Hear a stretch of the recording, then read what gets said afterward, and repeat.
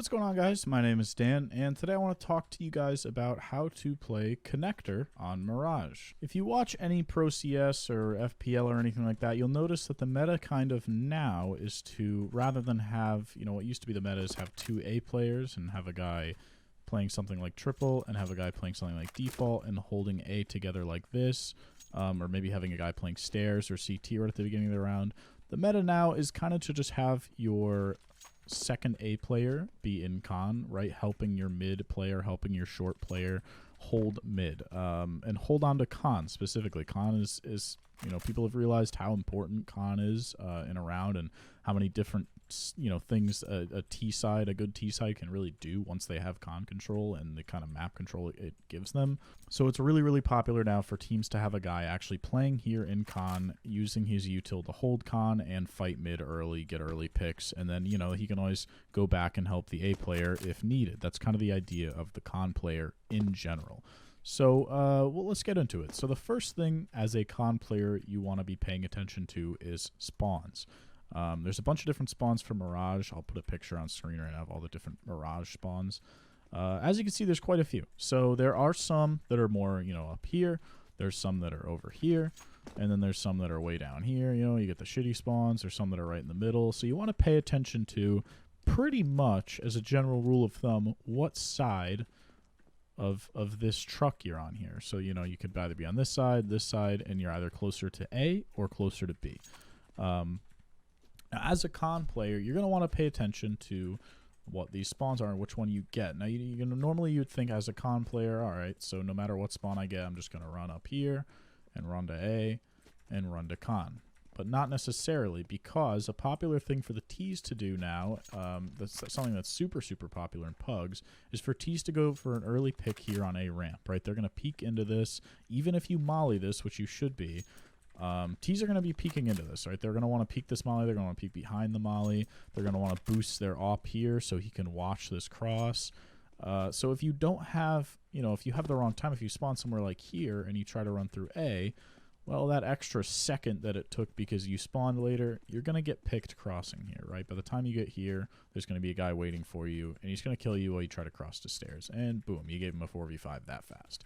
So something really, really important to do is pay attention to where you're spawned. If you're spawned somewhere over here and you know that you're just not going to beat that timing, go window, right? There's nothing wrong with going through window with your offer and going to con like this, right?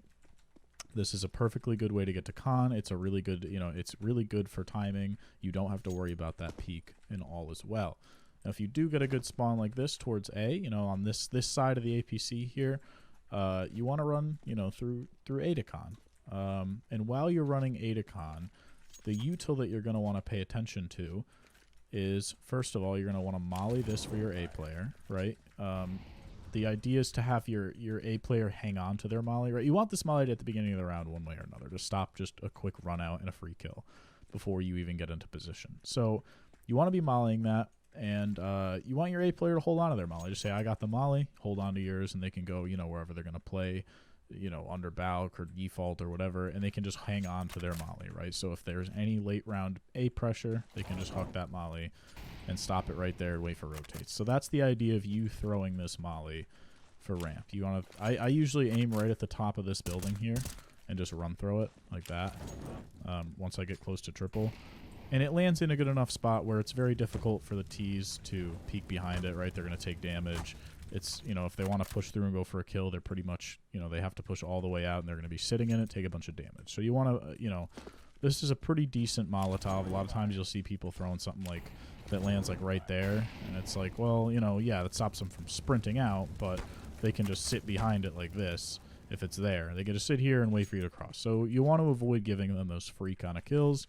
You want to have a good molly, aim pretty high, bounce it off the wall, and land it kind of deep like that.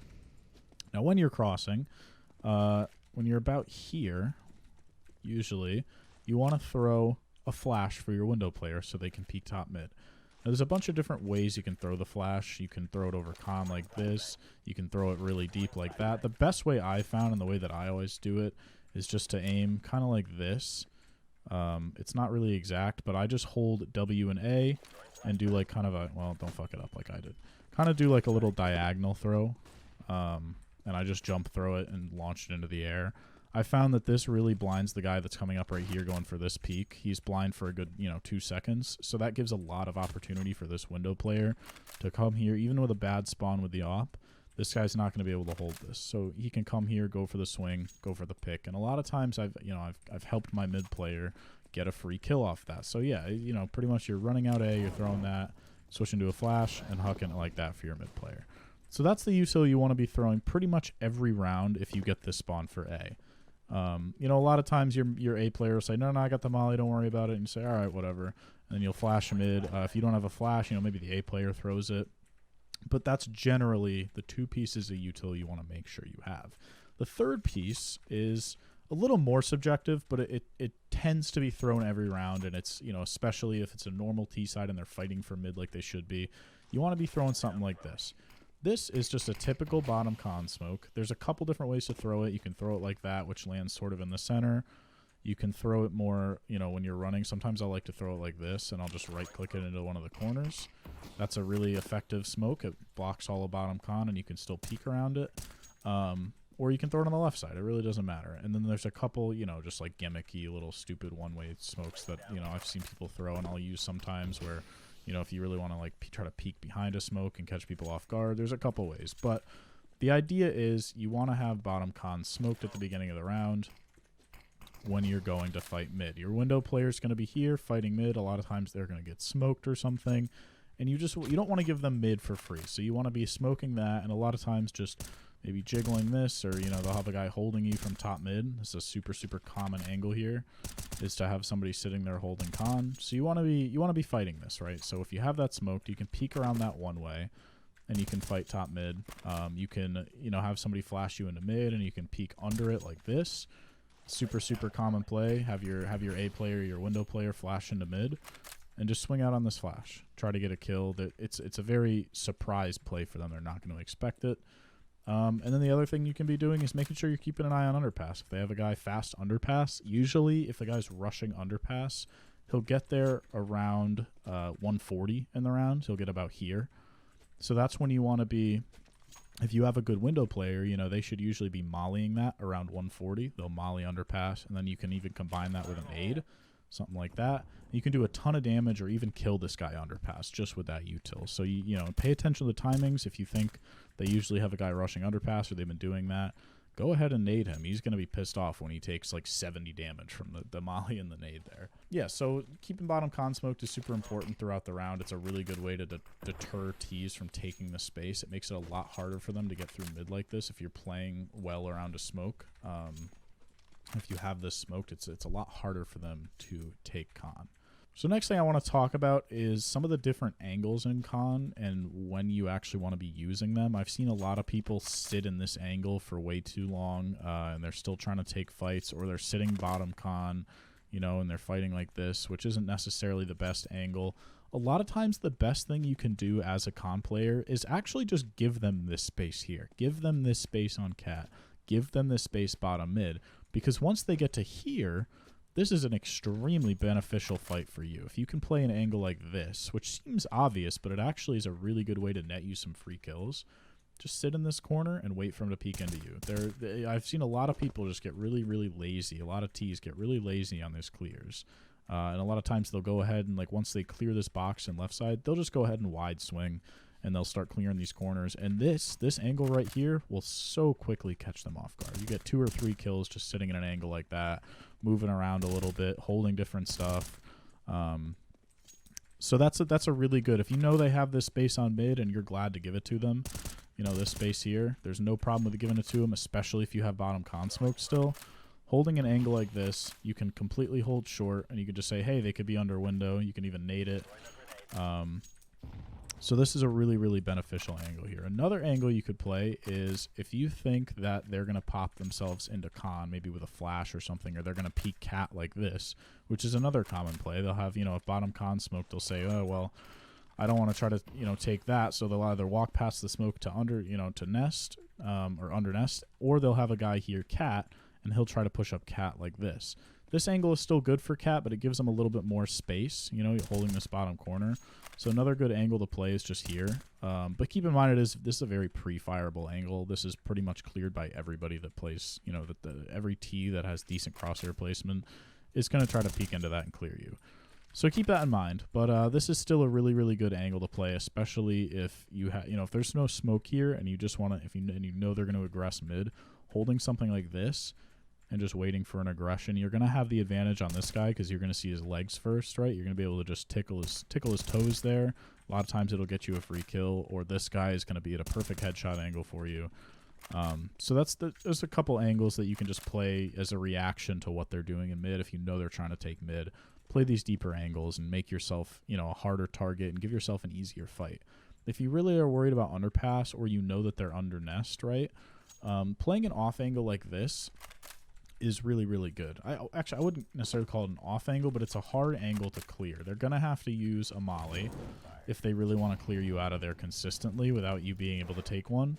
But if you sit here and you know they're underpass, a lot of people will neglect to clear this, and you can just swing out free kill or something like that. You know, I've gotten a ton of people that are just sitting here holding like top con because they think somebody's going to swing from top con, you know, stairs or something, and you just pop out, boom, free kill, and then you're back into the corner. You know, you could call for a flash. You can even, you know, if you get a kill and then you still have your smoke, go ahead and smoke bottom con, and you're out of there. So that's a really, really good angle to hold if you think that they're maybe going to push up here or they're going to push underpass and peek you like that. It's a good angle to catch them off guard.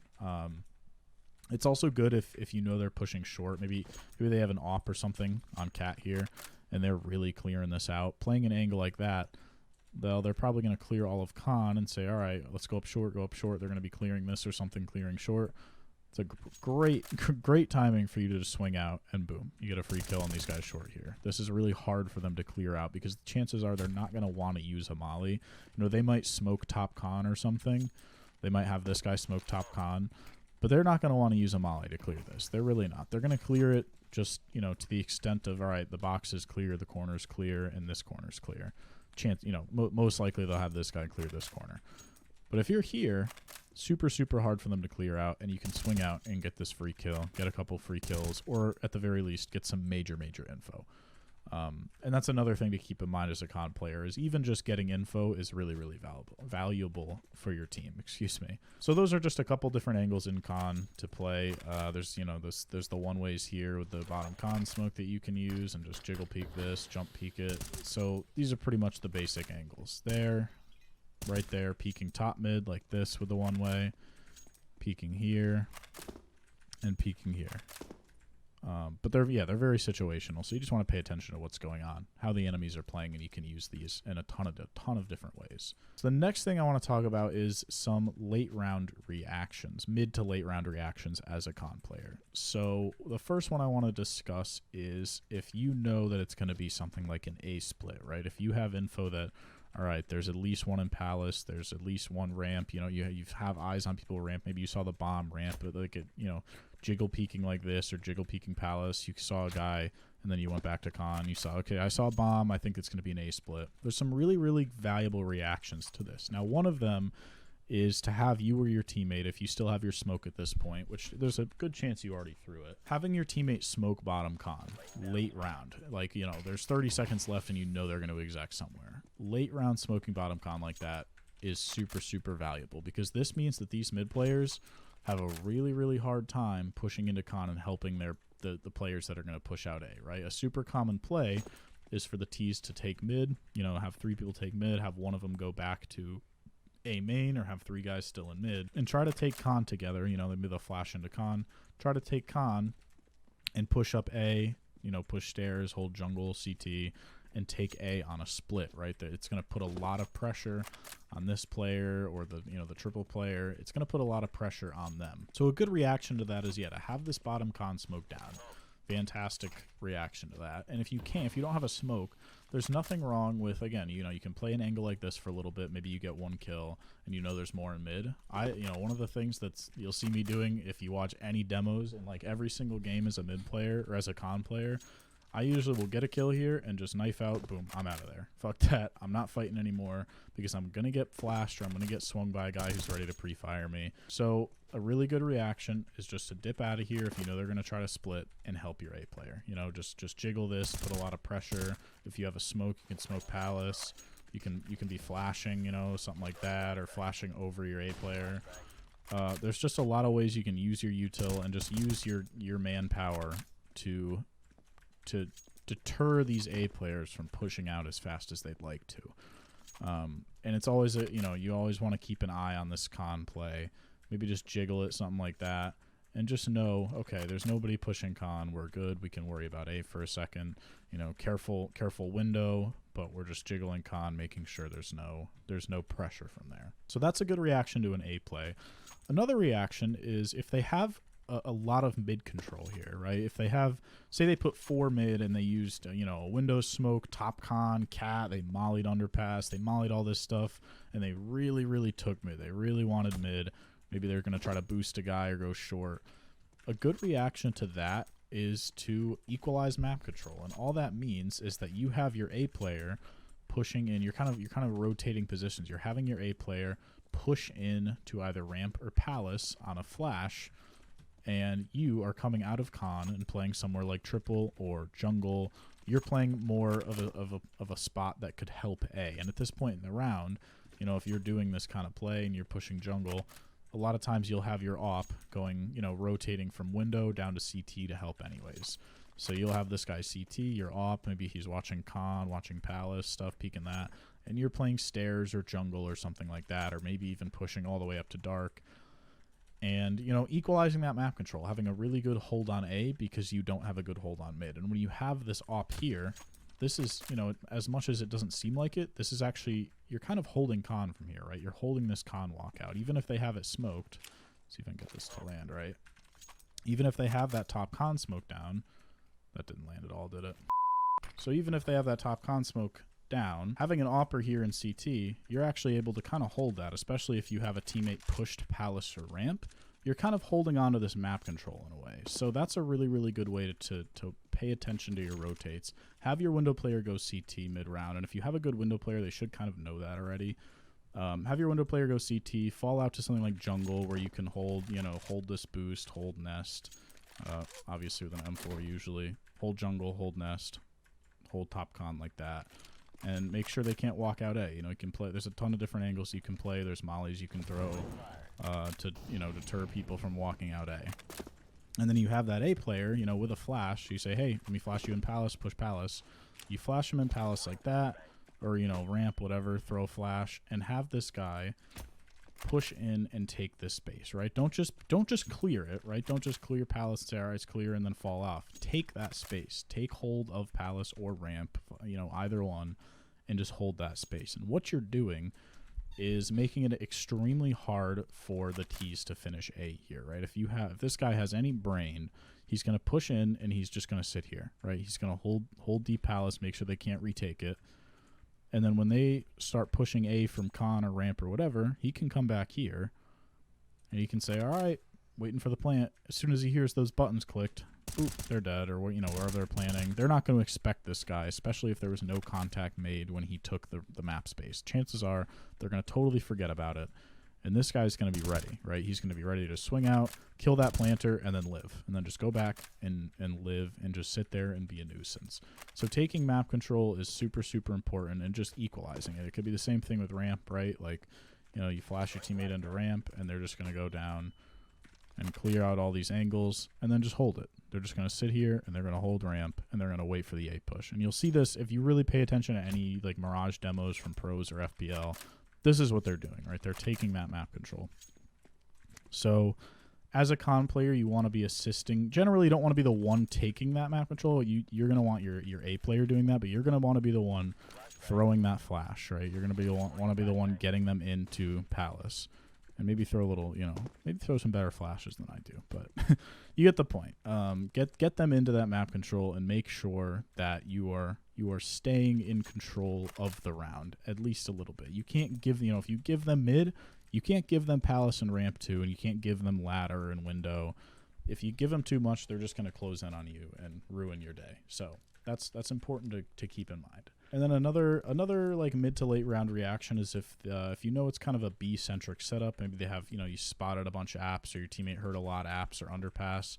One of the best things you can do is to have your window player, your A player, flash top mid for you, and then hold underpass, something like this. So maybe you have your window player do this, and then just jump and watch underpass, or jump out a window and hold it, just jiggle it like this. Or you can have your window player push top mid with op and you hold underpass.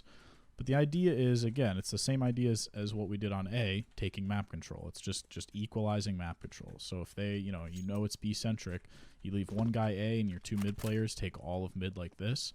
You can have, your op or an M4 just sit top boxes and chill, right? This makes it extremely hard for them to rotate throughout the map without any mid control. Or you can have them push all the way like this and just sit here and hold TV. Boom, now they're stuck in apps because you'll have a guy con or top mid or something holding this. So at that point, you've trapped them. So it's important to realize when you have a gap, and when one little flash like that could get your mid player all the way into top mid and clear all of this map space out, right? So that's super, super important, to be active and be taking map control. So that's just a couple kind of, mid, late round plays as a reaction to what the enemies are doing. Again, if it's going to probably be an A hit, you could push the issue, push Palace where they might just have one guy or something. A lot of times you'll spot the bomb, get info. You can push top mid. There's a lot of different stuff you can do as late round reactions, and a lot of kind of feeling it out will come with just playing and watching demos and understanding what the right reaction is at the right time. And if you have somebody who's a decent caller, like in a pug, if you have somebody who really knows the game well, a lot of times they'll know exactly kind of when the right timing is to push things like that. So the final thing I want to talk about before this video gets way too long is gimmick plays. So there's, I like to call these gimmick plays, which is just things you can do, like usually at the beginning of the round or something, maybe mid-round, that'll net you maybe a kill or get you some info that you didn't have before. One of the gimmick plays that I love to do is if you have a spawn like up here like this, that's really close to window, usually it's like right around where this B is. Anything like here and above. A lot of time, I think the best one is like right up here. But if you have a really, really good window spawn, you can actually just go window, have somebody pop your vent, jump through window, and go right to this cat jump. And if you can hit this consistently, which, the more you practice, the more you're going to be able to hit it. If you can hit this cat jump, this is a really, really, really good position to just get some free kills on guys walking out mid, right? A lot of times these guys are going to swing out mid, and that's not where their crosshair's going, right? They're not going up there. They're not going up here.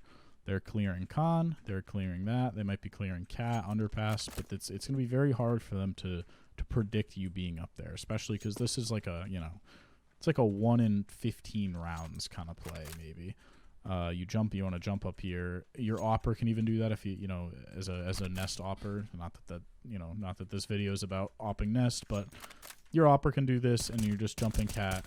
A lot of free kills. You can even drop down like into underpass and hold that. Or you can just jump straight out window like this. You could peek underpass, hold it. You can push con. And one of the best things you can do here is when you jump out window like that, jump like this when you're going into con. Just get some info. You can actually see when they're top mid, or maybe you want to lob a nade and then jump into window, do some damage. It's a really, really good way to see if there's anybody top mid. And chances are they're not hitting this shot on your head jumping like this. So it's a good way to get some info. So that's just a couple little gimmick things you can do at the beginning of the round to, net yourself a few kills or and some info, something like that. Jump out. You're spotting top mid. Don't bump the wall. Spot top mid, see if there's anything there. You can set up flashes if you know that you didn't see anything. You can take mid if you really want to. If you jump out and you don't see anything there, you can just say, all right, opper, flash me in top mid, boom, and you're just taking the space, right? If they're going to give you that kind of opportunity, if they're just going to hold this, fuck them. Throw a flash up there and take it, So you can punish things like that with a few little gimmick plays. Another one you can do is the window boost, or the ladder boost. So if you guys, if you have two good spawns, or if they're smoking window every round, you wait for that smoke. You and your opper just come over here. One of you boosts, one of you gets up, and you're in window. So yeah, that's just a couple things to keep in mind as little gimmick plays. Another one you can do is kind of, you know, say, hey, to your A player, go ahead and just push Palace early. Same thing like with your Opera. Push Palace early, I'll sit, I'll hold mid, or I'll take your position. I'll play A if it's the A player that wants to push, or I'll go in window and just play passive window if your Opera wants to push. Or same thing, you know, your Opera can go B and peek into apps with a boost or something. So you can kind of, as the con player, be the fill-in for some of these positions and offer your teammates, say, hey, do you want to go peek this? I'll fill in window. You know, go peek Palace, or go peek ramp early, or go peek apps early. Do something like that, and punish some of these T side guys who are just gonna walk in here like this and think that they own the whole world, running in, and they're like, all right, I'm gonna go hold the van jump. They're gonna run in like this, and boom, oh, what the hell? They have their window player posted up here with an op ready for it. So yeah, keeping your enemies guessing like that is, you know, it's not necessarily the job of the con player, but it's the job of the con player to fill in for some of these positions and give people the opportunity. And if you have double op, there's nothing wrong with op and con. There's nothing wrong with, you know, having one of your ops play ticket at the beginning of the round and having one play con or window or something. The point is, I guess, before I start like completely rambling, there's nothing wrong with deviating from what's completely normal, right? You know, doing the molly and the flash and then smoking bottom con and peeking like this. You know, you don't want to be doing that every single round, because eventually they're just going to have their best spawn taken off and do this, and boom, you're dead. So there's a lot, you know, you want to keep them guessing with util, you want to keep them guessing with positioning. And just test things out, right? You know, test retake nades on A, test retake nades on B, test different nades. You know, you can, as a window player, you can smoke con like that. Just test different stuff out, see what works, you know, and just have fun, really. Mirage is a super, super fun map once you get good at it and you really learn the rotates. But that is the basics of playing con on Mirage. It's super, super meta now to have somebody in there and playing it, and if you're really good at it, it's a super, super high fragging spot. If you want to get better at it, I know, like, you know, watching this video is the basics of it, but there's a lot of depth to it. So what I recommend doing is finding some Nico demos on Mirage. He's probably the best con player ever. He's really, really, really good at con. So yeah, watch some Nico demos, see how he plays con. He's pretty damn good at it. And I think that's about it. Let me know in the comments, guys, if there's any other positions you want me to check out. I would be glad to. I like making these videos. So yeah, that is it. Thank you guys so much for watching. My name's Dan. You guys have a good day.